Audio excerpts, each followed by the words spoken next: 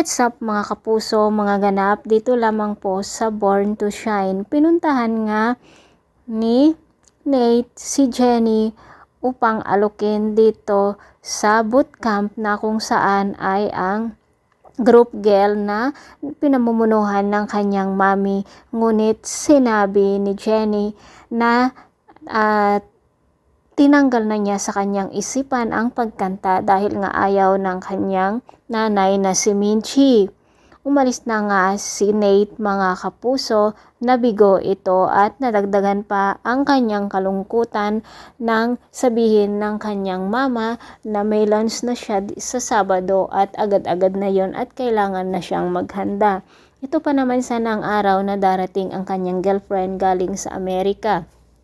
Samantala, dahil nga nagtampo ang mga kaibigan ni Jenny dito sa alok ni Nate na kung pumayag sana ito ay mapapasama rin din sila dito sa audition, nakapagdesisyon nga si Jenny na samahan ang kanyang mga kaibigan upang puntahan si Nate at mapasama nga sila at mag-audition nga sila mga kapuso. Pumayag naman si Nate na bigyan ng chance ang mga kaibigan ni Jenny, ngunit dapat kasali itong si Jenny. Kinakabahan nga ang magkakaibigan mga kapuso. Tuwang-tuwa naman si Basha na bakla na kaibigan nila. Habang naghihintay nga sila dito sa magaganap na audition, nandoon naman si Megan na anak ni Dara na hindi alam ni Jenny na magkapatid sila ng ama at talagang napakabuli ang babaeng ito mga kapuso dahil nga sa kanyang ginawa, pinagalitan siya ng mama nitong si Nate na hindi daw ganun dapat ang ugali ng isang sikat na singer at nakakadismaya daw ito.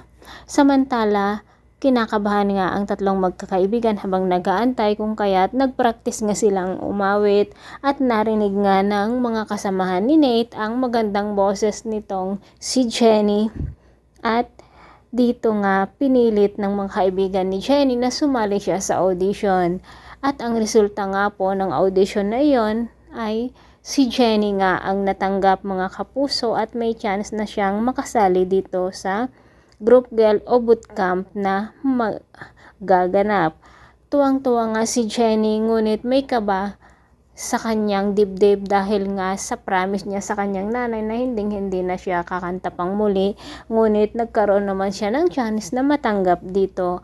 Ano kaya ang gagawin ni Jenny o paano niya kaya ipapaliwanag dito sa kanyang nanay na gusto niyang bumalik ulit sa pagkanta? Mga kapuso, pakaabangan po natin ang bawat episode dito lamang po sa Born to Shine. Maraming salamat sa walang sawang pagsubaybay. God bless.